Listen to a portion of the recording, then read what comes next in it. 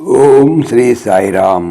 2019 సంవత్సరం అక్టోబర్ నెల సనాతన సారథిలో డాక్టర్ కేబీఆర్ ప్రసాద్ గారి యొక్క స్వానుభవం. సాయిరామ్.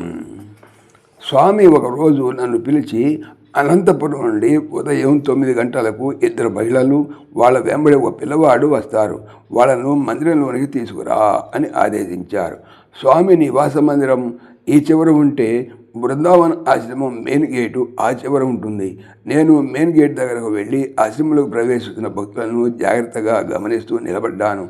ఎవరైనా 2 మహిళలు కలిసి లోపలికి వస్తుంటే వాళ్ళు తెలుగువారా, కన్నడిగులా, లేక వేరే ఇతర రాష్ట్రానికి చెందినవారా అని ఆరా తీస్తున్నాను. సరిగ్గా 9 గంటలకు 2 మహిళలు నేపాలీ భాషలో మాట్లాడుకుంటూ ఆశ్రమంలోకి అడుగుపెట్టడం గమనించాను. వాళ్ళ వెంట ఒక పిల్లవాడు కూడా ఉన్నాడు, కానీ తెలుగువారు కాదు కదా అని నేను పట్టించుకోలేదు. వాళ్ళు అలా ముందుకు 3 అడుగులు వేశారో లేదో ఓ విద్యార్థి పరుగున నా దగ్గరికి వచ్చాడు. ప్రసాద్ నిద్రపోతున్నాడు, నేను చెప్పిన మహిళలు ఇప్పుడే గేటు దాటి లోపలికి వచ్చారని చెప్పు అని స్వామి అన్నారట. నేను ఆ మహిళల వద్దకు వెళ్ళి వాకప్ చేయగా వారు అనంతపురం నుంచి వచ్చారని తెలిసింది. ఒకరు అనంతపురం జిల్లా కలెక్టర్ భార్య, మిగిలిన 2 ఆమె బంధువులు.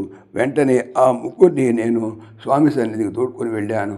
వాళ్ళు స్వామి ఆశీస్సులు అందుకొని వెళ్ళిన తర్వాత స్వామి నాతో, చూడు, నువ్వు తెలుగువాడేవి కానీ కర్ణాటకలో పనిచేస్తున్నావు కదా, అలాగే వాళ్ళు ఉద్యోగరీత్యా అనంతపురంలో ఉన్న నేపాల్ సంతతి వాళ్ళు.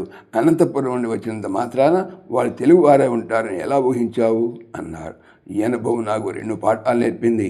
స్వామి ఆదేశాలను అమలుపరిచే విషయంలో సేవాదళం వారు అన్ని అంశాలను పరిగణలోకి తీసుకొని అనుక్షణం అప్రమత్తంగా ఉండాలని ఒకటి.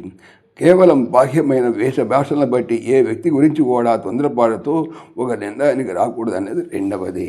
సాయిరామ్. ఓం శ్రీ సాయిరామ్. ఈ ఛానల్కి సంబంధించినటువంటి పూర్తి సమాచారము డిస్క్రిప్షన్లో చూడవచ్చును. సాయిరామ్.